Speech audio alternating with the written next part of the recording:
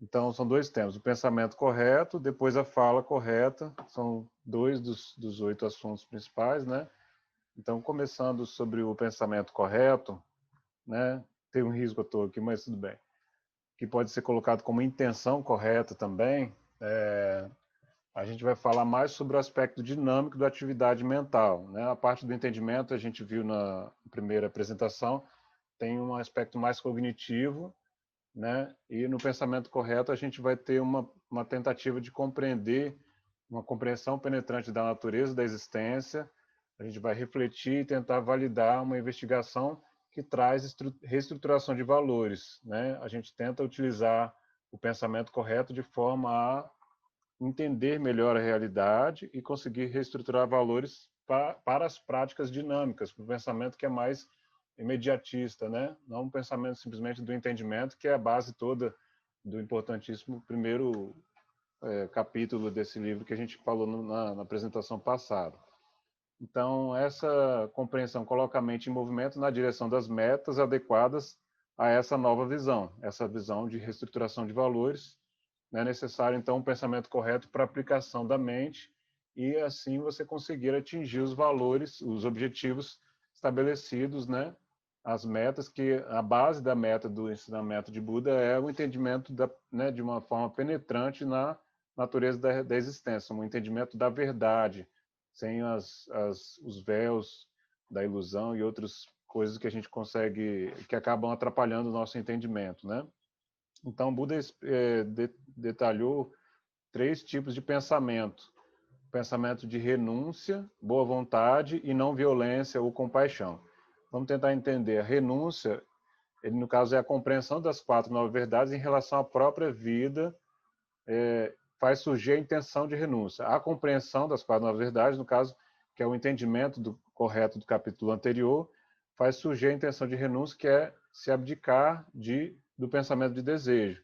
Né? Então, se contrapõe ao pensamento de desejo. Já que a gente viu na primeira parte que as raízes das aflições vêm do pensamento de desejo, da aversão ou da ilusão, a gente vai ver aqui pensamentos que se contrapõem, né? Pensamentos de desejo. Então, quando vemos nossas vidas são permeadas por dukkha, ou seja, pelo sofrimento profundo, e como o dukkha origina do desejo, a mente se inclina para a renúncia. Então, é um movimento natural de entender a origem do sofrimento, baseado em desejo, e a inclinação natural também, sem um esforço no sentido prejudicial, sem um esforço no sentido de se machucar ou de sofrer para tentar renunciar das coisas que geram o apego e o desejo, né? Então, não é um processo de instantâneo, não é um processo que machuca, é um processo de entendimento que vai fazer com que você se incline para a renúncia quando você perceber, né, que é o pensamento de renúncia traz mais benefício do que o pensamento de desejo. O pensamento de boa vontade vem da compreensão das 4 novas verdades em relação aos outros seres. Então, aqui primeiro para surgir a intenção de renúncia, agora para você pensar em outros seres que vivem junto com a gente no planeta, é um pensamento que se contrapõe ao de má vontade, ou da aversão, ou do ódio, da raiva.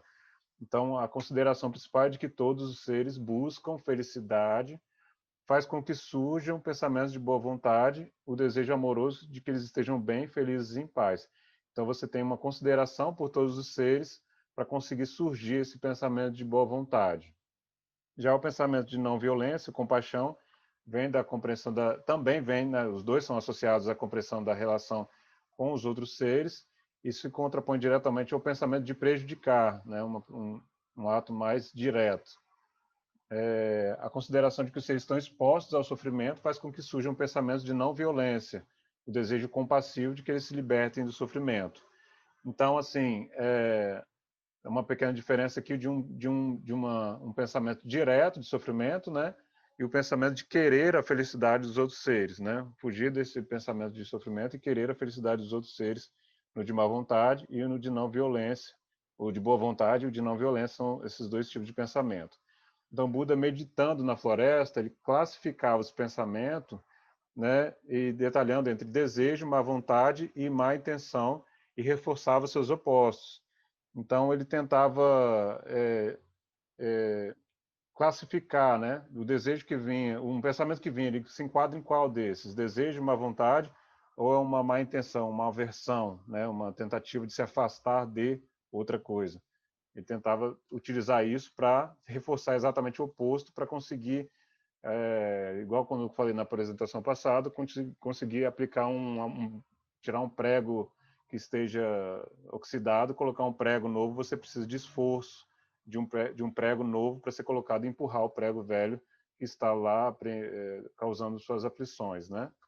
Então, o entendimento correto e o pensamento correto, peraí que cortou aqui, eu estou usando a base do resumo que eu fiz. Juntos se contrapõem às três raízes prejudiciais, já comentei, né? A ilusão está em oposição ao entendimento correto, a germinante semente da sabedoria. Ganância e aversão encontram antídotos no pensamento correto de renúncia, boa vontade e compaixão. Então, a ilusão, que é uma das três raízes, né, ela se contrapõe diretamente ao entendimento correto de forma total, né, que é o capítulo anterior, e a ganância e a aversão, ou o desejo e a aversão, eles vão ter os antídotos nesses dois pensamentos de renúncia, boa vontade e compaixão, né, seriam os pensamentos que a gente vai tratar hoje, os três pensamentos que a gente vai tratar hoje, né? Buda usa o processo de substituição dos pensamentos, né, quando identifica, por exemplo, ganância, que possa vir através de sensualidade, aquisição, posse, ele vai lá e substitui pelo pensamento de renúncia, já que os pensamentos contrários não podem coexistir. Então, é um método extremamente prático, no sentido de que você perceber um pensamento que você te causa essas aflições, que são das raízes das aflições da mente, você consegue policiar, né, isso e tentar aplicar o contrário, já que os dois ao mesmo tempo não é possível. É necessário esforço para conseguir substituir um pelo outro. Então, agora detalhando um pouco sobre o pensamento de renúncia. A renúncia dando as costas para um desejo sedento e o seu impulso por gratificação torna-se a chave para a felicidade, para a libertação das amarras do apego. Então, é necessário a renúncia para conseguir desamarrar o apego que você tem pelos prazeres, pelo desejo, né, que consegue te prender a isso, né? Não quer dizer que é prejudicial e você tem que fugir de todos os desejos e todos os prazeres, não. Você tem que se libertar da sua necessidade de ser codependente dele, né, de estar associado diretamente a ele. O grau de renúncia depende da sua disposição e situação. Então, não é todo mundo que vai ter o mesmo grau de renúncia. Igual ele comenta, não é necessário trocar a sua vida normal por uma vida monástica, nem descartar os prazeres de uma só vez. Não é para você virar um monge de uma hora para outra, senão você cria mais uma fonte de sofrimento. E o propósito aqui é um tratamento direto sobre a doença primordial que todos os seres humanos têm, intrinsecamente falando, né, do sofrimento existencial profundo que a gente tem, ele chama de dukkha na linguagem Pali, né, na linguagem da época lá. Então, não é para descartar todos de uma só vez, é uma coisa processual. A mente, naturalmente, ela não quer se desfazer das amarras dos objetos aos quais ela se apegou. Ela está acostumada já a ganhar, agarrar, segurar. Praticamente parece impossível quebrar hábitos por um ato de vontade. A partir de hoje eu vou parar de me apegar. Parece impossível, né? Então, a repressão do desejo com a mente de medo e abominação não resolve o problema, pois ele fica abaixo da superfície se fortalecendo. Não adianta você, igual o Cassiano comentou sobre o bolo de chocolate na primeira apresentação, não adianta você falar que nunca mais vai querer comer o bolo de chocolate, sendo que você, sob a superfície, está fortalecendo a ideia de que você ainda adora o bolo de chocolate e está esperando um momento precioso de ter contato com ele novamente.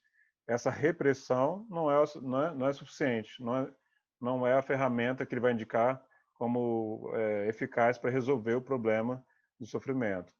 A ferramenta é a compreensão. A renúncia não é para nos obrigar a desistir das coisas, mas de mudar a perspectiva de tal forma que ela não nos mantenha presos. Então, é uma forma de perspectiva diferente, um entendimento diferente sobre como você se relaciona com as coisas, né? Para você não se sentir preso a essa coisa, é um treinamento, uma ferramenta de você tentar renunciar a isso para você não se sentir dependente disso e ter a sua autoestima, sua força interior toda baseada em você e não em fatores externos, né? Uma consideração sábia. Temos que investigar o significado de nossas ações para não nos preocupar com o que é prazeroso, mas com o verdadeiro, esse traz a verdadeira segurança. Então, não é focar sempre em busca de prazeres, né? Igual ele cita lá na primeira parte, não é fugir do medo toda hora e correr atrás de prazer. Isso é o ciclo mundano em que todo mundo está sujeito. Procurar prazer, fugir da dor, procurar prazer, fugir da dor, em uma inconstante e insegurança perpétua que não te traz nenhuma paz, nenhum tipo de pensamento estável para longo prazo, né?